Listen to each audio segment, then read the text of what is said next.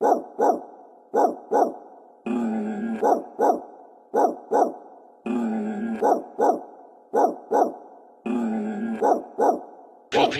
on the yeah.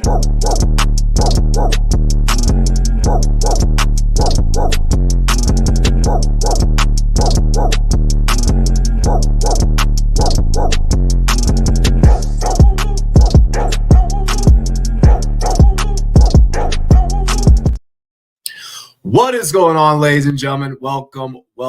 It's your boy RumboyzRobbie. I am going to be beginning solo dolo. We are waiting on Taco. Well, not waiting, but Taco will be joining shortly. Whenever he's done putting the little ones down. They're both, dealing with a little sickness. It's the time where kids kind of get sick, and at the end of the day, we still have families that we got to take care of here on Big Guy Fantasy Sports Network, as well as the Rumboyz Fantasy Network. Make sure that you subscribe, whether you are tuning into either one of the YouTube channels. We do greatly appreciate all the love and support. NFL trade deadline. NFL trade deadline is underway. Make sure that you guys like, comment, subscribe. Some moves may or may have not affected your fantasy teams. We are going to get into that tonight. We are going to talk about that a little bit tonight. All right. First thing I do want to do, make sure that you guys like, make sure that you comment, make sure that you subscribe. Cheers to me. Cheers to you. Shout out to the whole Goal Line Goons crew. Dilly dilly. Love and appreciate all of you. Oh yeah. Definitely need that. Definitely need that on a night like tonight. Bouliers, do not ask me about anything to do with that thing that is happening, because that is not a thing that I discuss on this channel. Let's go ahead. Let's get into tonight's show. As always, here on Goal Line Goons, we do have to make sure that we go over this week's waiver wire, okay? Now, I'll start things off by saying that the waiver wire is pretty thin, but there may or may not be some pieces out there that you're going to be interested in, depending on whether or not you have been affected by any of the following injuries. All right.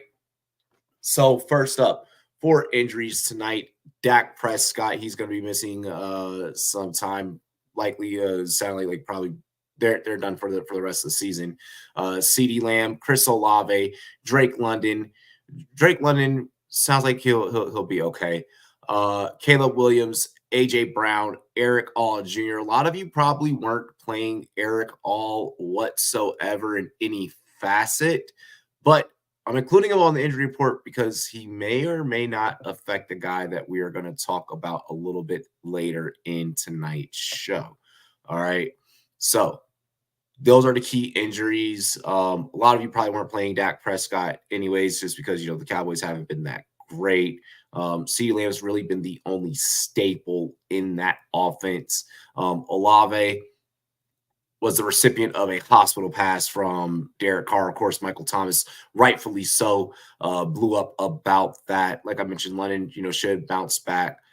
Caleb Williams has been underwhelming. We're almost at a point where we're more excited about the futures of rookies like Bo Nix and Drake May because they're doing more with less than what Caleb is doing. AJ Brown, obviously a commodity just because of what he has been doing for the Philadelphia Eagles since being back from previous injuries sustained earlier in the season. Let's see here. Renroll Benz, what up? Give up Brees for Lamb. I probably wouldn't. I don't want anything to do with the Dallas Cowboys offense. I mean, even if Lamb is going to be force-fed with Cooper Rush, whenever Lamb should return from injury, at this point, I just don't. I don't think they're going to be able to proceed the same for fantasy managers and be productive. They were barely being productive already. Despite Lamb even still being a top 10 fantasy receiver, I think that goes down. I think that there could very well be a chance that Dallas turns towards Trey Lance and how that's going to look and how much they really just keep CeeDee Lamb out there as the weeks progress. CeeDee Lamb's not a piece that I'm going to be wanting heading into the playoffs.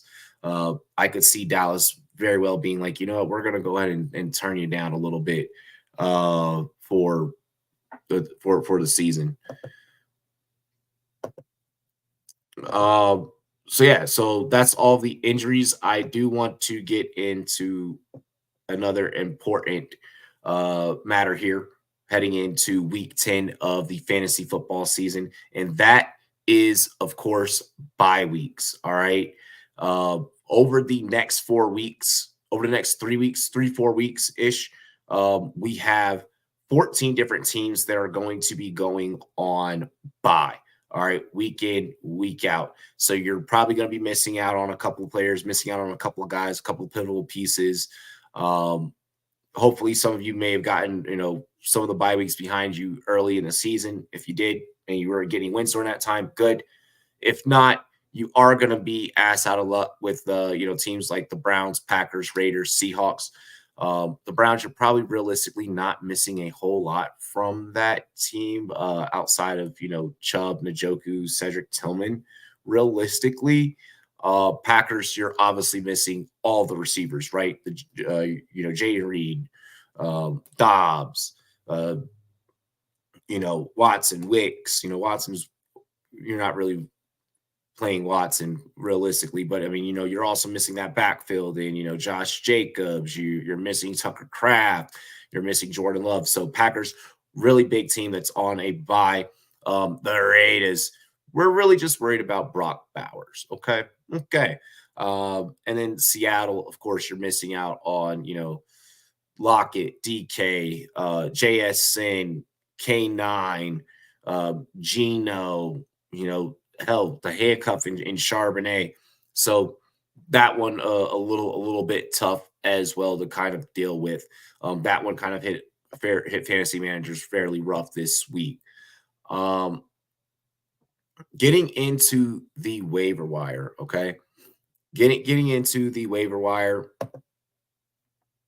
Quarterbacks, first off, right off the rip, you guys need to be looking at, Russell Wilson. Being that Washington did land Marshawn Lattimore, I don't think I think over time that improves our secondary. I don't think that it's just going to be one of those, plug in right now, right away, like it's Dunzo type of situations. I do wholeheartedly believe that Russ is still going to be able to be productive, be able to go out there and be productive for fantasy managers.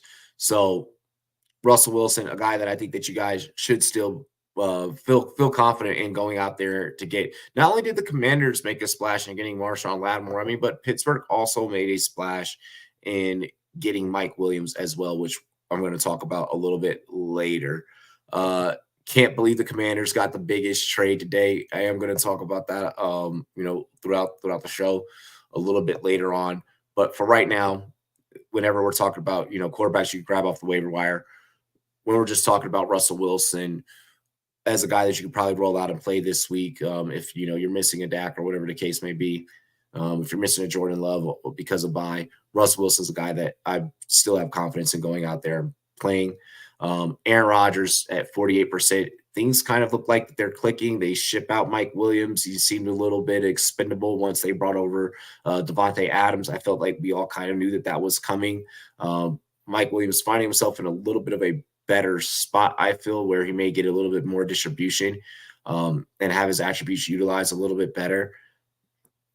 More importantly, Jets looked pretty decent last week, and that one-handed grab from Garrett Wilson made it to where we can kind of talk about, hey, Aaron Rodgers may not be that bad for fantasy, moving forward. He is 48% available, so half of you may be able to get him, half of you may not.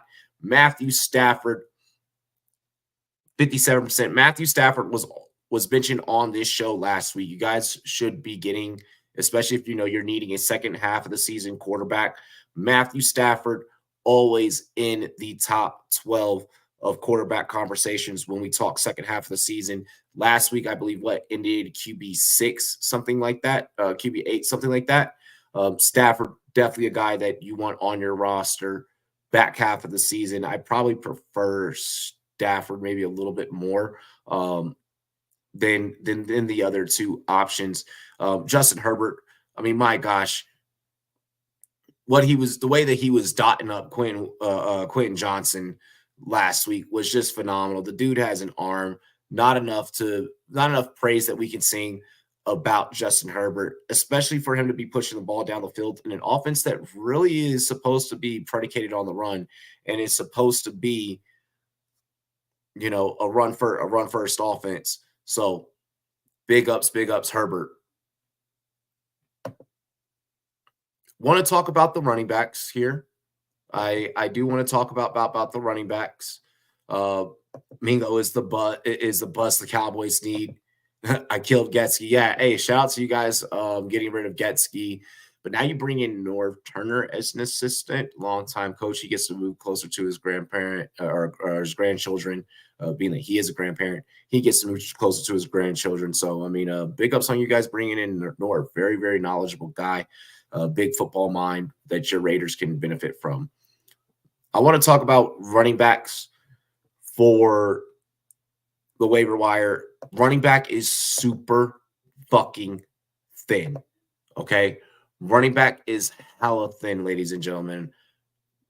A lot of these guys, look, last week I pretty much hammered home all of the guys that I really wanted you to clean up. And it looks like a lot of you guys went out there based off the data that I went and I looked at today. A lot of you guys have been going out there.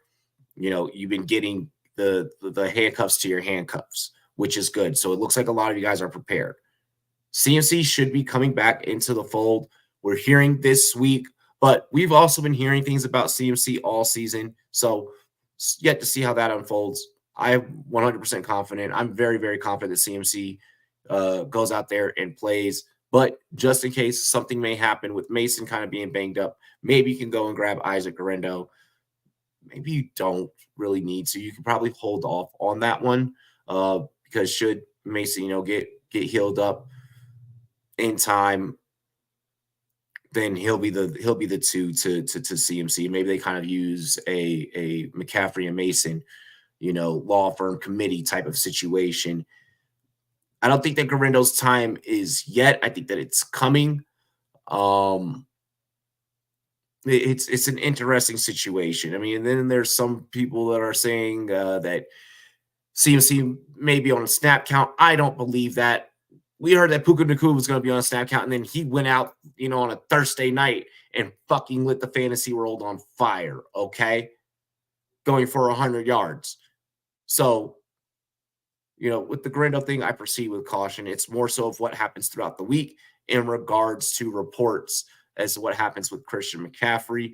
Or more so, if I have Christian McCaffrey and I don't have Mason, then okay, let me go ahead and grab Guerrero. Or if Mason's banged up, then okay, let me grab Guerrero as a piece. Khalil Herbert got traded today from the Bears to the Cincinnati Bengals. He's only rostered in about 9% of leagues. So you guys can definitely go out there and get you some Khalil Herbert. Khalil Herbert hasn't really been given, the opportunity, hasn't really been given a full chance, so to speak, to really prove his worth to fantasy managers. But in Cincinnati, where Zach Moss is seemingly droppable at this point, and is outworked and has lost his role and is also dealing with a neck injury, which takes a while to recover from, Khalil Herbert is a great 1-2 punch to Chase Brown. I actually love that Cincinnati went out, made that move. So Khalil Herbert draws a little bit of intrigue for me, not a whole lot. I think Brown definitely has that spot secured. But look out for Khalil Herbert. Maybe down the line. Maybe down the line. Keaton Mitchell, this is more so just kind of an insurance policy. Look, they have Justice Hill should anything happen to Derrick Henry. Derrick Henry is putting up a record season. I mean, maybe they sprinkle in Keaton a little bit here and there. Should Derrick Henry maybe just need a rest, or they choose, maybe like start toning down Derrick Henry and getting him hyped up and amped up for the playoffs so that he doesn't have like a Larry Johnson-esque type of season where great in the regular season and all of a sudden, did so much work in the regular season, kind of disappears in the playoffs. Not saying that Derrick Henry by any means gives us Larry Johnson vibes here at this network, but something to look out for. And then Audric Estime has yet to really have, a 5-snap game, but I think that eventually he is going to be the clear 2. Javonte obviously is going to be the lead in that role, but I expect Audric Estime to eventually, get some work. More so, these are guys that are just intriguing to me. I'm not necessarily saying that you need to run out there and go and get them right now. Okay. So that's it for the running backs. Herbert shipped off for a bag of oranges. Oh my gosh, I'm dead. Glad I got Tracy last week. I'm glad that you got Tyrone Tracy last week as well. He should have been plenty of hella rostered before you were even able to get him.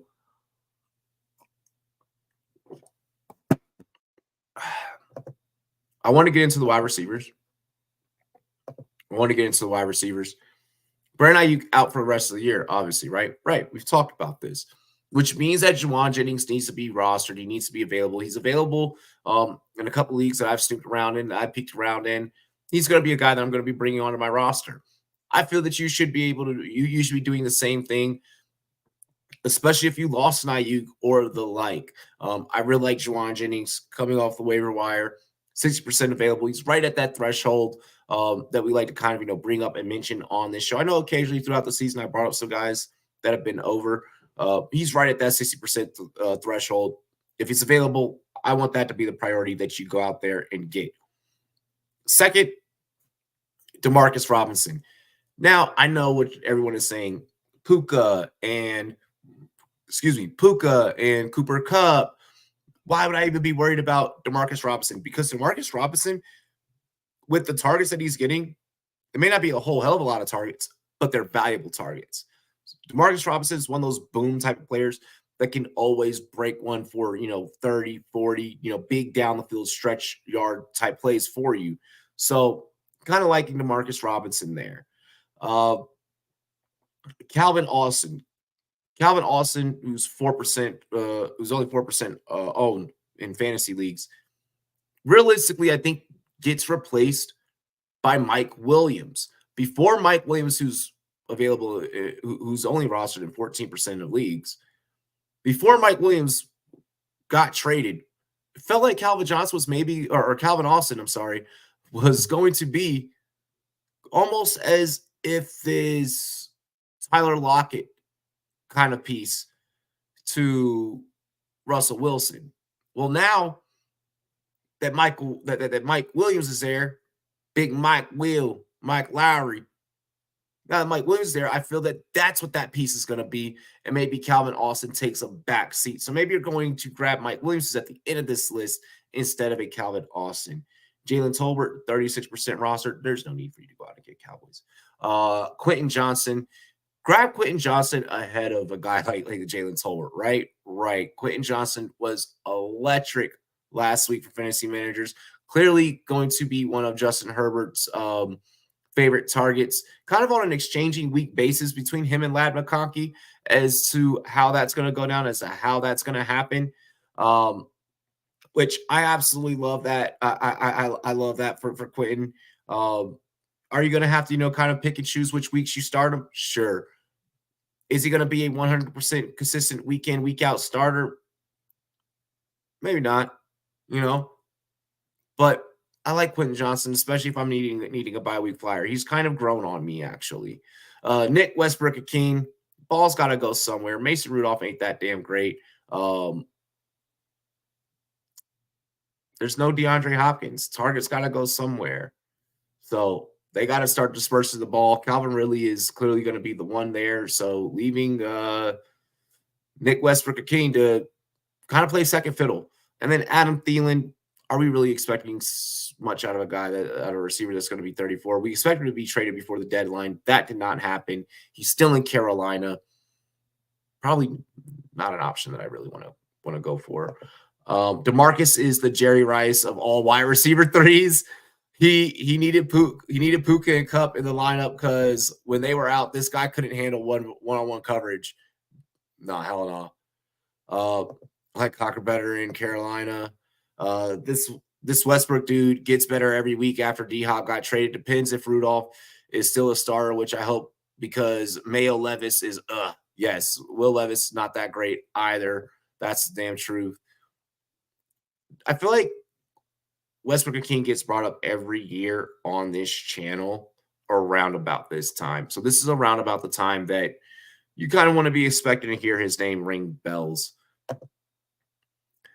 Then with the tight ends, we love to get sicky with Gesicki here on the Rumboyz Fantasy Network. This tight end is always kind of ad drop. With the injury to Eric All, part of why Mike Gesicki's early fantasy success kind of saw a drop-off here in 2024 was because those targets started going to Eric All. Well, now, hopefully unfortunately for Eric All, but hopefully for fantasy managers, with Eric All no longer being in the fold and injuries to the receiving core of the like, Mike Gesicki gets more targets. Tight end, very pitiable position because it's either you're happy with just 8 points from your tight end, or they're really going off for you. Tight end has been an up and down battle. Okay, speak of up and down, Taysom Hill, 31%. Maybe they use him a little bit more in the offense, with the Saints, with Carr, and not having any Olave. It's kind of a toss up. We'll keep it at that in regards to Taysom Hill. Ja'Tavion Sanders, we're hoping with no Deontay Johnson that Sanders eventually starts, catching targets. We're hoping that because, Thielen is, older, that they have to start, really focusing. Carolina has never been one to be predicated on the success of a tight end and really making sure that the tight end is a focal point of the passing game. I would love it if it's something that, would change for this organization. I mean, but come on, like this organization was trying to make Ian Thomas like a thing for years, and it never became a thing. So I don't really have a whole hell of a lot of confidence in Carolina making Ja'Tavion Sanders a thing, even though they realistically should. But yeah, that's the tight ends. That's the waiver wire.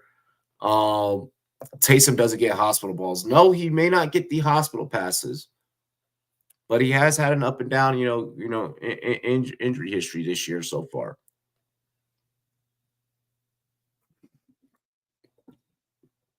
Let's go ahead here and let's get into the topics for tonight, and let's actually discuss the NFL trade deadline.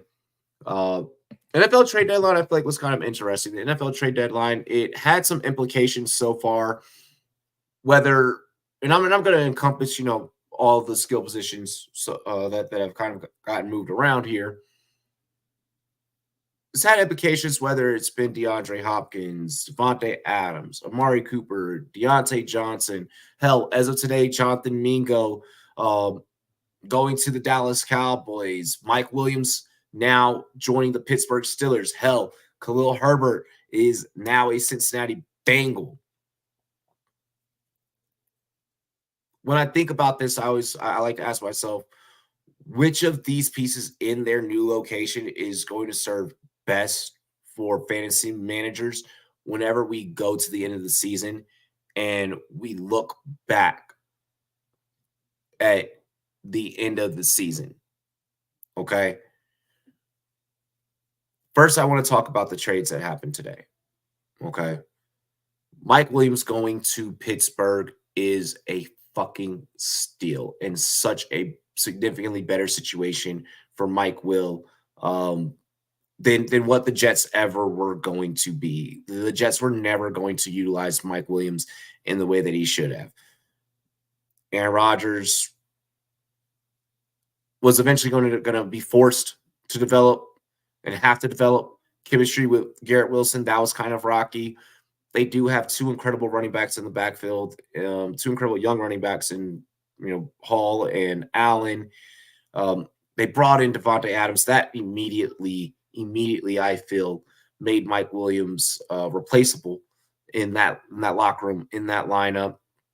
Didn't really seem as if Mike Will was too happy there. You had Aaron Rodgers throwing him underneath the bus. You get a clean slate. You get a clean slate here. And then Aaron Rodgers has his buddy Alan Lazard. Mike Will, you get a clean slate. This is a good team for you. Russ is going to get you the ball. Russ loves to throw the over-the-shoulder ball, so that's going to be a benefit for you. George Pickens needs help, whether he wants to admit it or not. I know that he feels that he is God's gift to the wide receiver position, and that's respectable. But even yet and still, I think that Mike will sees improvement. Am I going out there and I'm rushing to grab Mike Williams off of the waiver wire right now? No, I say that we give this a week. We give this a week. We give this 2 weeks. And maybe this is a guy that I'm bringing onto my lineup if I'm starting to see some serious production, if I'm starting to see that, he can really link up and click up with Russ. I think that Mike Williams is definitely not washed. I think he can still ball. I think he still can, be an asset to an NFL team.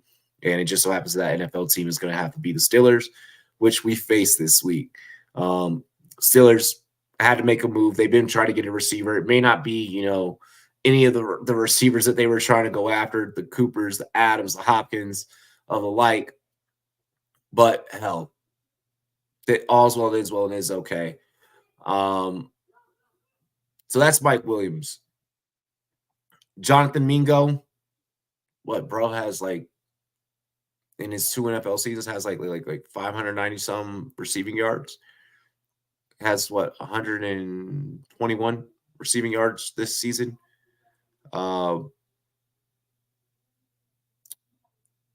I don't want to, what? No, fuck it. Cowboys, you gave up a 4th and said, "Oh, let me get Jonathan Mingo in a 7th." For what? When DeAndre Hopkins went for a complimentary 5th.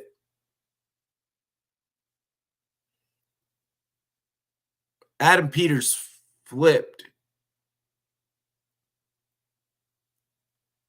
the Jahan Dotson 3rd round pick into Marshawn Lattimore.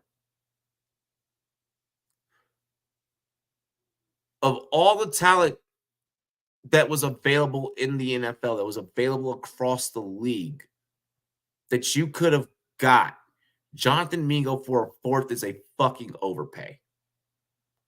Mingo, this is not an indictment on you. You never really got the opportunity to show your stuff in Carolina. Then again, no one really that's drafted to Carolina gets that. Okay? So that's how I kind of feel about that. All right. I'll have more to come on Mingo. It's not so much an indictment against Mingo, but that's the biggest loser of the NFL trade deadline right there is Dallas. Hopkins has clearly been beneficial for the Kansas City Chiefs and for fantasy managers alike since he's popped on the scene, since he's gotten, since he's gotten it going. Had a very pivotal catch, that led to the Chiefs, winning last night on Rumday Night Football. Hopkins is actually, a great possession receiver, even at his age. I actually like the addition for KC, and it's starting to show dividends. Adams, do I think that Devontae is going to continue to do what he did, last week? Do I think that's going to be a thing? Do I think that all of a sudden the Jets are going to steamroll? I feel like that's yet to be determined. Keep your eyes peeled. Stay close. Keep a pulse on that one. I'm liking what I saw last week. It looked like things kind of started getting together. Then again, though, that chemistry didn't start clicking till 3rd quarter of football. Are the Jets going to continue to play second half football the rest of the season? Or is that going to be sustainable for fantasy production? Garbage time points also lead to helping win fantasy championships. So is Adams even going to be utilized as a guy in those critical situations? Kind of like having him on my team, but again, there's some caution there as to the fact that the Jets can still be the Jets and Aaron Rodgers can just dud a game. Amari Cooper, no, he was injured last week. We'll see what happens. We'll see what happens when he comes back. but I'm kind of with it. I'm kind of with it with Amari Cooper. Keon Coleman is definitely taking over for that team. He is starting to have himself a season. Um, so excited. I feel like the arrival of Cooper kind of maybe lit a fire underneath the young man's ass. No Diddy. And then Deontay Johnson going to Baltimore. Yet to see, that full payoff. It clearly seems like the Zay Flowers show there. So kind of want to see that develop and materialize a little bit more. Like we said last week, wasn't really affecting his fantasy value too much. But I am interested to see what happens with Mike Williams. Oh, Khalil Herbert. Let's talk about the only running back that they got moved. Again, Herbert never really got an opportunity in Chicago. It's clear that that's going to now be the Roshan and DeAndre Swift show, more so DeAndre Swift. Khalil Herbert, with there being no Zach Moss in Cincinnati, and they're pretty much going to phase him out. Zach Moss next season is going to have to look for new work on a new team. Khalil Herbert could be a guy. And then God forbid anything happen to Chase Brown, it's automatically going to be the next man up, and he's going to be elevated to play. And this is a guy that we know that can go out there and they can get it. And they can go out there and get the job done. So I do like the addition of Khalil Herbert to the Bengals.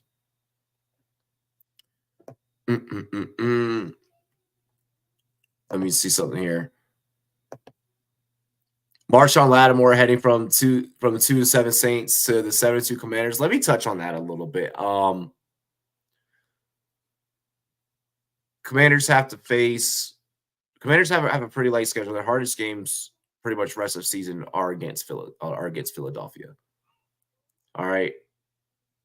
With that being said, with the addition of Marshawn Lattimore, I low-key like this defense. Like as a streaming option, rest of the season, not going to, start them every week, rest of the season. Obviously it's going to be matchup dependent. The 2 games that they play against Dallas, I'm for sure fucking starting them. But Washington's schedule for the rest of the season is kind of lax outside of those 2 games against Philadelphia. Philadelphia is a team that's really fucking turned it on in the NFC East and down the stretch here. I know Philly fans are pissed at Sirianni and wanting to get at Sirianni's throat, but he still got you a win over the Jags. Marshawn Lattimore heading from 2-7, fell asleep last night 2-7, woke up today 7-2. Well, found out in the middle of lunch that he's now 7-2. I think that it does help us, and I think that it does help bolster the defense and bolster the secondary. It's a big piece that we need. He's a veteran that knows the game, that can, cerebral enough at the corner position to go out there and plug and play. I love this trade. Pure shutdown guy, moves Forbes, Sandstrom, St. Jude. This guy for years has been through wars with Mike Evans. He's a corner this team needs. Absolutely. I agree. You couple him with Jeremy Chin back there at safety. It's the defense now becomes very, very stout, with an offense that has the lowest turnover percentage since 1933. So I think that for sure, okay, that is a trade winner. But that only affects like your fantasy team defense, Has not allowed a TD in single coverage since 2021 season. Oh, I know. It's gonna be beast. It's gonna be beastly. We got us a good one. And I'm happy that he's happy to be in DC, and I'm happy that we're gonna go ahead and take care of him. Just let Adam Peters cook for real. Let's see here. Just give me one moment.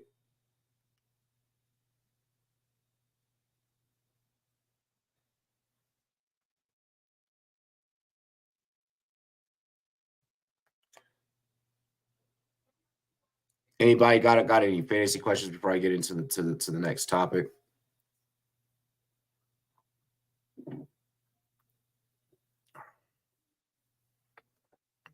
Let's see here. So I want to take a second and acknowledge and rejoice for some fantasy managers out there, because you see, at the beginning of the season, many had questioned how good older veteran running backs, such as guys like Derrick Henry and Saquon Barkley, could really be productive for fantasy managers given their age. Okay. Given their age, given that, it seemed like teams were ready to give up on them, so on and so forth. There's this false narrative, I guess you if you will, that these guys weren't going to be able to go out there and burn. Well, following the backwards hurdle by Saquon Barkley, and also the overall season stats by one Derrick Henry, I want to take a minute for those that were drafting at the back end of their drafts and they ended up with not one, but both of these running backs back to back. All right. There are plenty of fantasy teams that were likely able to grab both of these backs at the back end of drafts and have not had to move either one of them throughout the whole season. All right. Pretty much these guys are untradeable. If you have Derrick Henry or if you have Saquon, fantasy managers rejoice. Also, with that being said, the way that Derrick Henry is playing right now, he is playing at an offensive player of the year caliber, okay? He's probably my offensive player of the year at this point. All right, so all praise, all hail King Henry, ladies and gentlemen. The man is a beast. And then that backwards hurdle, the hurdle seen around the world, was just immaculate. I'm giving one more moment.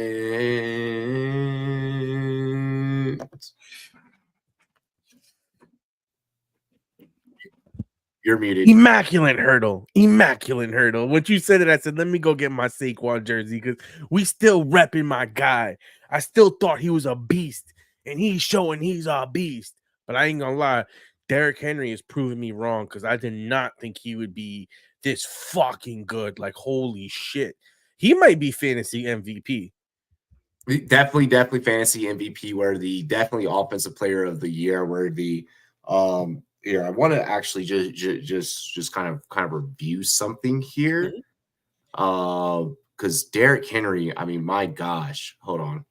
He already has over 1,000. Like, the thing about Henry, especially when we talk PPR, he doesn't catch passes and Lamar doesn't throw the running back. But it doesn't matter. It's fucking Derrick Henry. He's just first in carries, 168. Over 1,000 yards. First in yards, 1,052. First in touchdowns, 11. He's averaging. How many games has he played? We've only made it through 9 weeks of football. Averaging 6.3 yards per carry. Like, yo, how stupid do all these GMs look with how good Saquon and Henry look? Like, y'all are nickel and diming them and they're carrying teams again. Not the first time. Again. It's like, y'all don't pay me my worth. But meanwhile, I take your team to where you want to go. I sell the stands. I keep people motivated. I keep them interested. I mean, it's just absolutely nuts. But I will say, I mean, if you look at the team that they left, Pollard and Tracy have come in and did an admirable job replacing them. But I think you still see the difference between a Pollard and a Henry, between a Tracy and a Saquon. And these guys deserve to be paid like CMC. Henry and Genty, best running backs in the world. I'm dead. We got to see Genty do it at the NFL level. But for sure, what Genty's doing in college is special. I need to see him do it at the NFL level. Tell me that's not perfect taco timing though. Like, you can't even script this stuff, man. Oh my gosh. Really quick, Taco, anything that you want to say about the NFL trade deadline that took place today?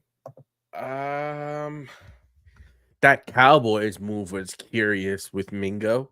All things considered, I think the draft compensation was a little bit higher than some of the other ones that we saw. for a guy that doesn't have nowhere near the production. Now, obviously, I know that they're going on the future talent that this kid could potentially bring. Plus, he's probably under contract, so that gives them a little bit more flexibility for the next couple of years.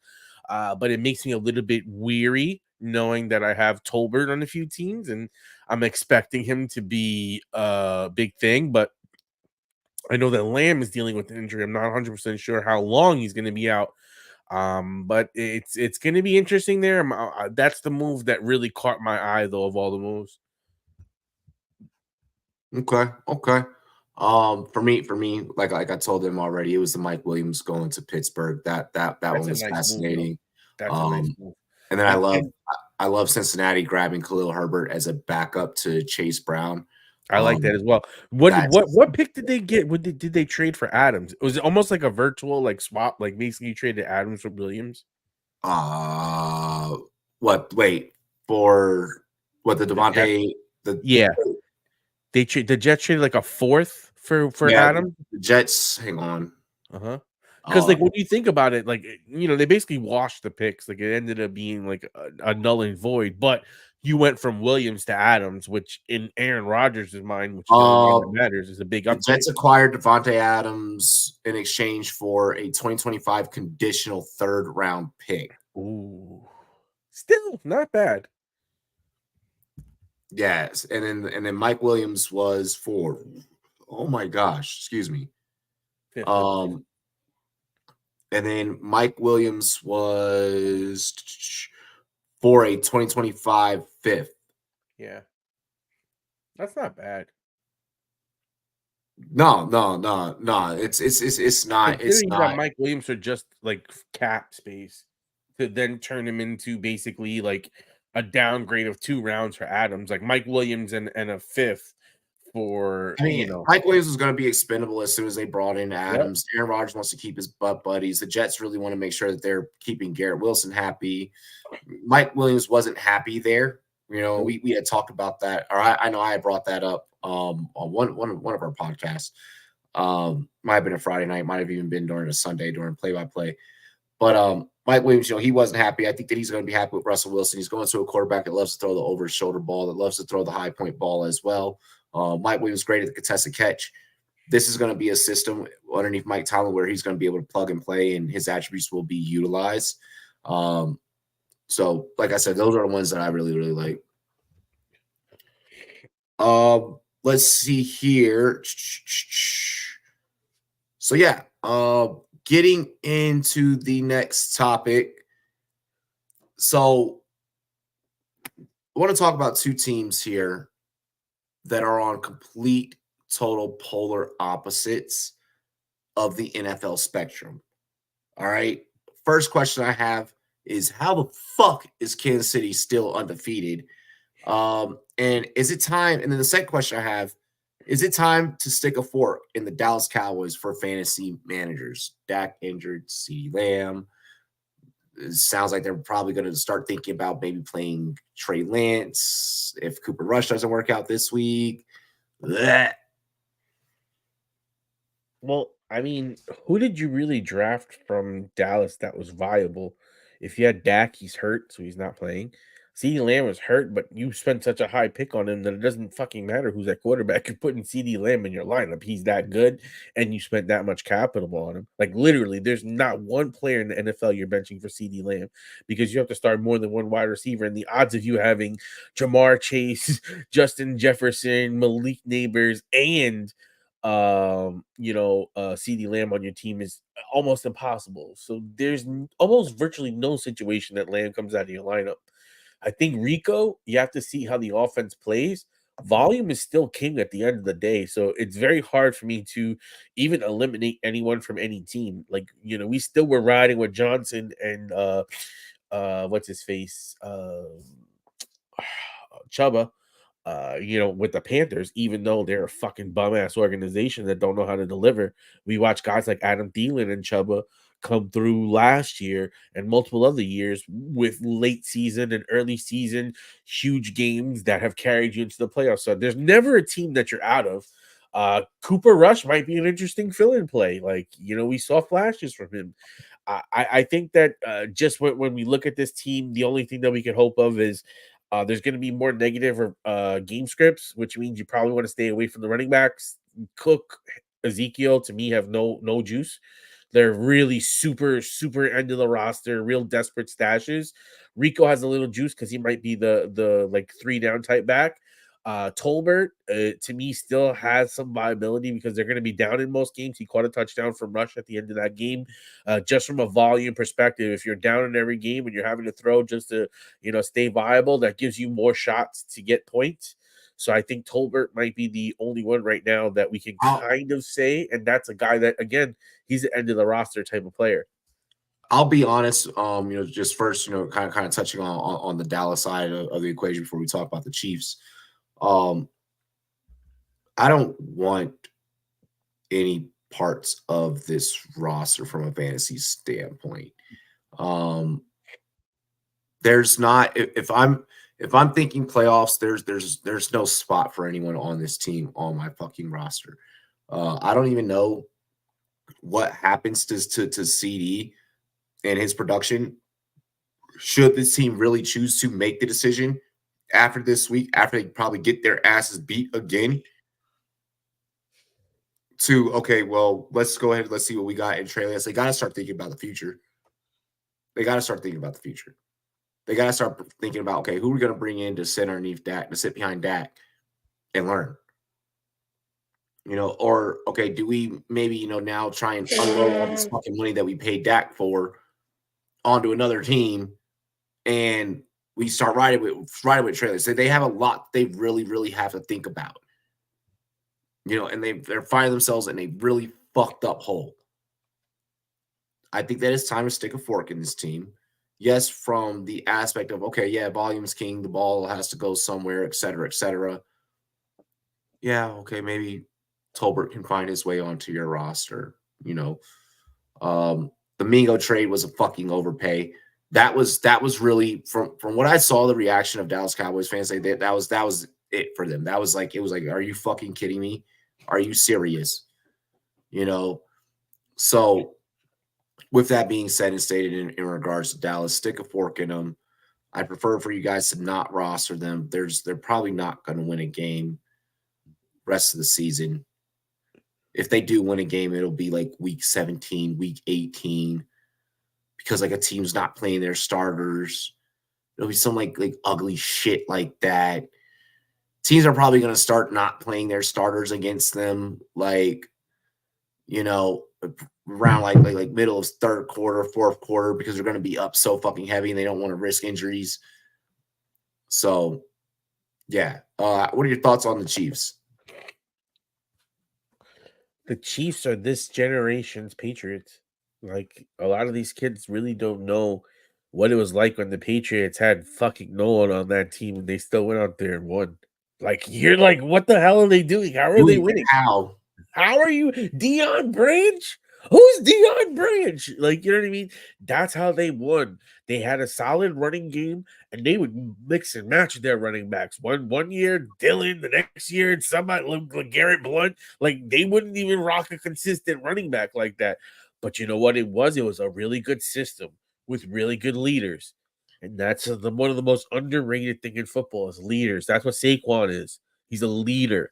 And you know what? Maybe the Eagles aren't as good as we thought they would be, but you know what? We still know they got juice when the playoffs come because they have enough playmakers.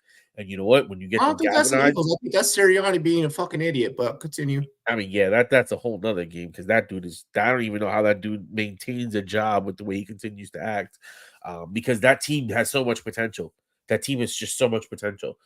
But I think the Chiefs have really stepped into, and Andy Reid has stepped into elite territory of what they're doing and how they're schematically run, and that they can just basically find players that fit their roles and their needs, and they just keep running. They're like, Tyreek Hill, don't need you.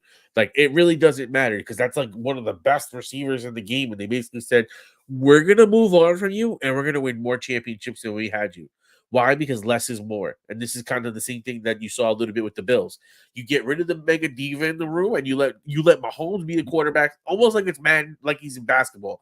Hey, I'm going to find the open man and I'm going to get on the ball And whether he gets 5 yards after the catch or 20 yards after the catch, it was the right play to make. Mahomes QB vision is like the perfect NBA court vision for real. Yeah. I like that you kind of utilize that analogy. Yep. I mean, hell, it doesn't matter like what they do. I mean, obviously, any quarterback, to really be elite, and perform at that upper echelon type of level, you need to have guys that can go out there and get the fucking job done. Yep. Kelsey last night looked like a beast, especially after, the incident with Jason and his brother, over the weekend, in between walking the sets and shit, you almost Mahomes, like you said, Mahomes playing through injury last night, straight up dog. Bro, what about the game versus Burrow where he had one fucking leg and he went out and did it? It's just like some of the things that this man is doing when we sit back and we look at it. Kobe. There will never be another Patrick Mahomes.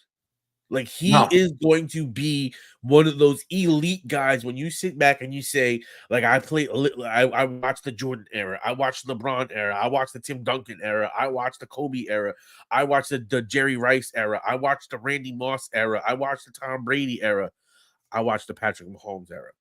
You know what I mean? And when you think about it, Patrick Mahomes and Lamar Jackson are akin to the Peyton Manning and Brady of yesteryear, where you had Peyton Manning delivering the big MVPs like Lamar, but not delivering in the playoffs. And then you have the Tom Brady, which is like Pat Mahomes, where I don't have as many weapons as you. I'm not putting as much MVP stats.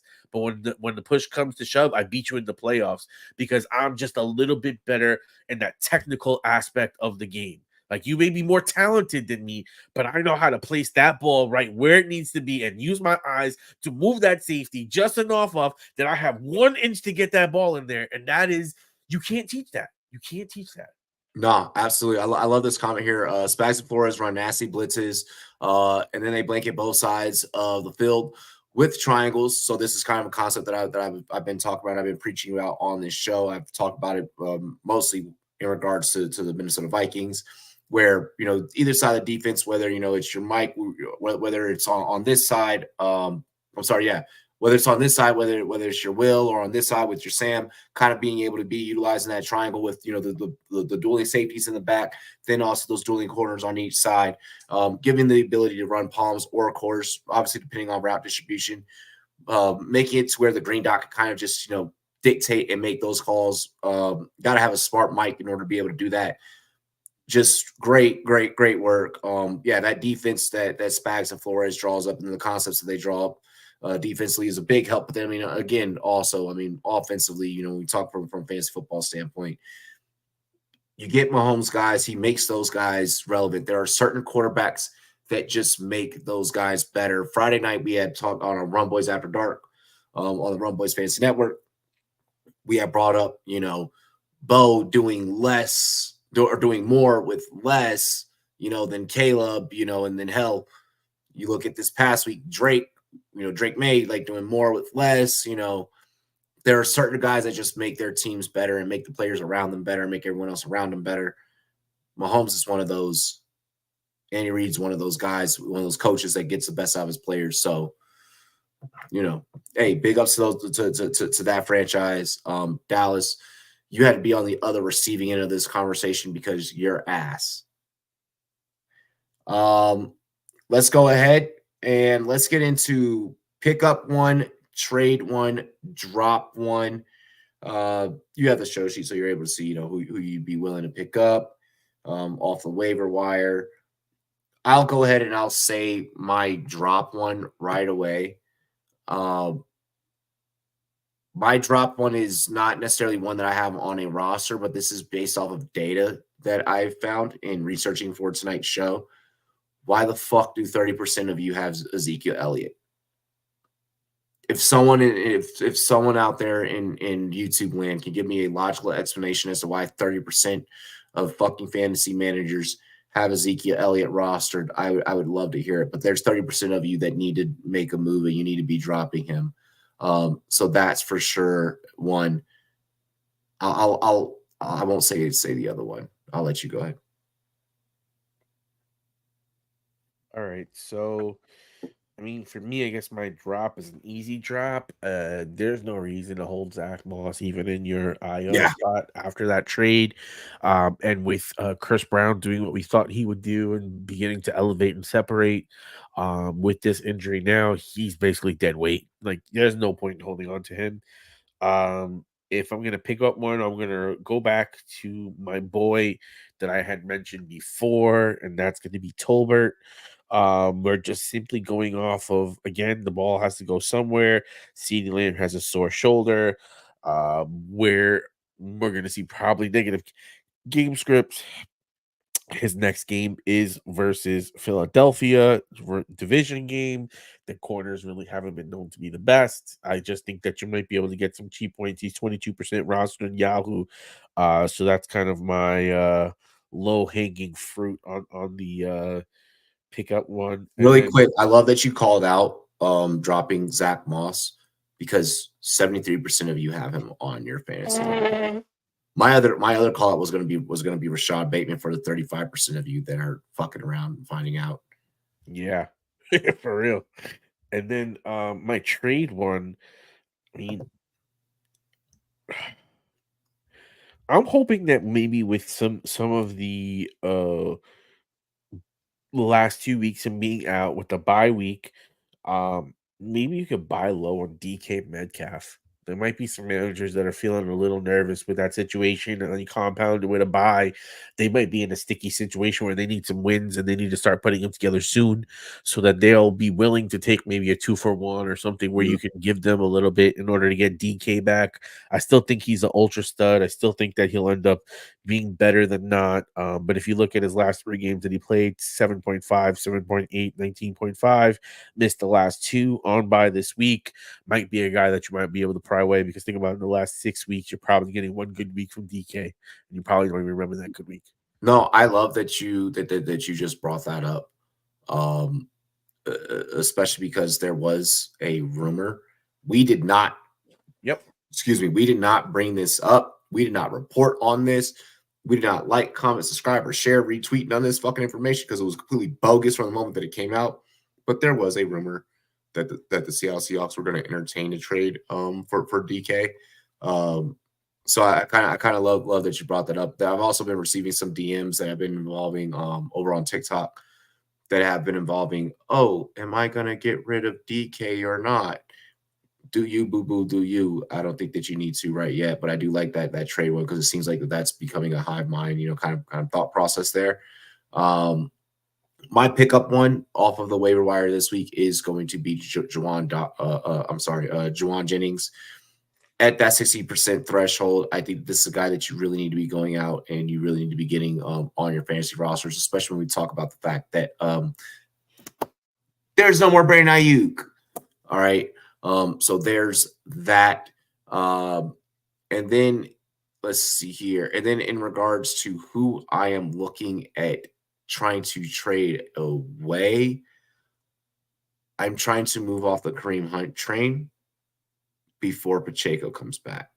I'm Fair. trying to get that done and get value for Hunt before Pacheco comes back. If you have to attack the Pacheco manager for it to make that happen, do so. And then finally, let's get into biggest overreaction from week 9 and bold take for week 10.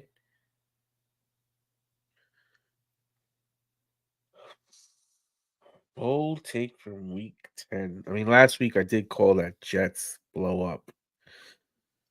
I'm See, gonna like, give my overreaction. I can give my overreaction. yeah, go for it. My overreaction is on the Green Bay Packers. Jordan Love, kind of been battling back from some injury, and I understand that it wasn't too great in regards to what happened, up against the Detroit Lions, but I still think that the Packers are good. That NFC North is tough. Okay, so obviously that those teams are going to cannibalize each other whenever they face each other. I still think that Jordan Love is a viable fantasy quarterback. He just needs to stay healthy for the rest of the season. Yeah. Then I'll get my bold take after. Jordan Love is a big deal. So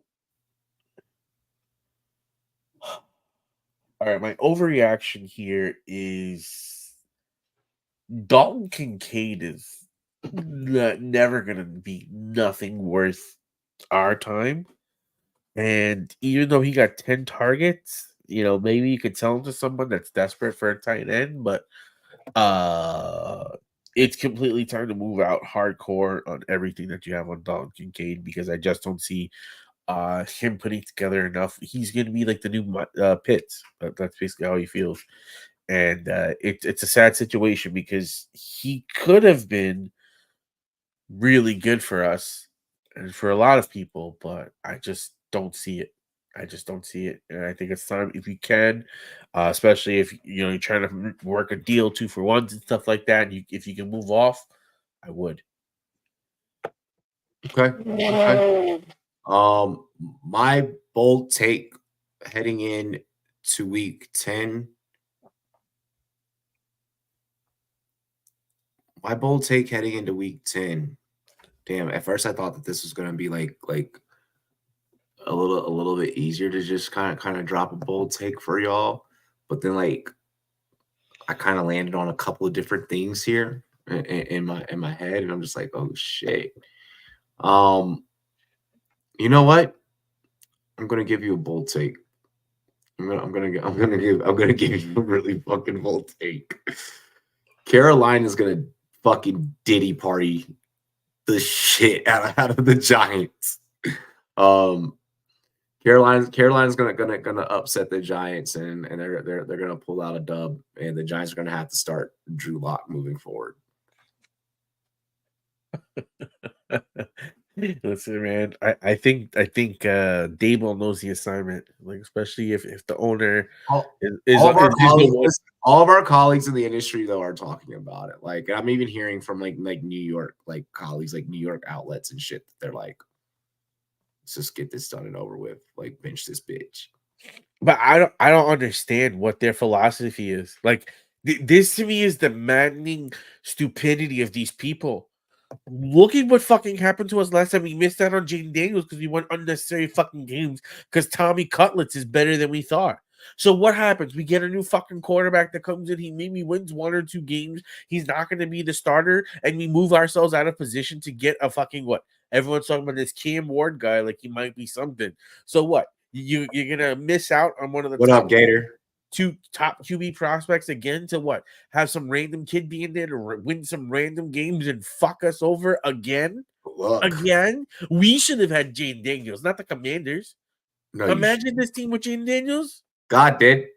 Yeah, you know what? God Go did. fuck yourself with this whole make the switch. God No, did. fuck that.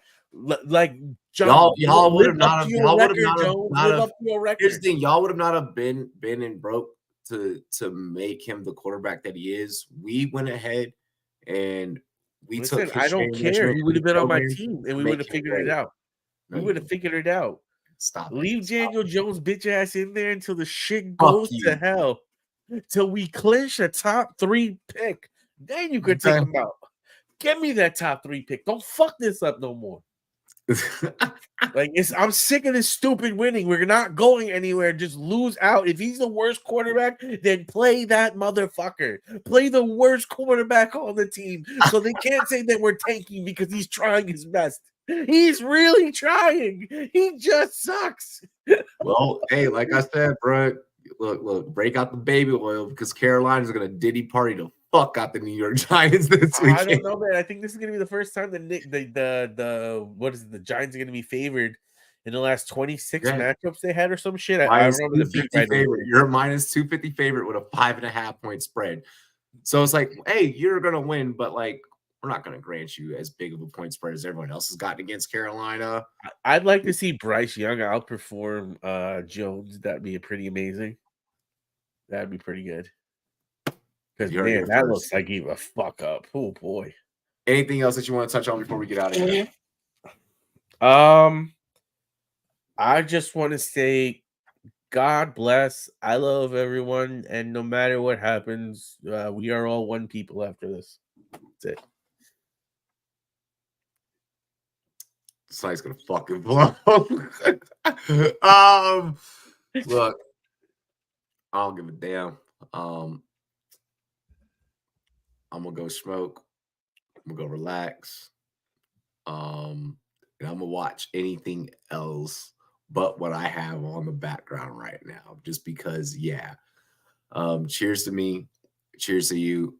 Shout out to the Goal Line Goons crew. Big Guy Fantasy Sports, Rumboyz Fantasy Network. We love and appreciate you. Peace.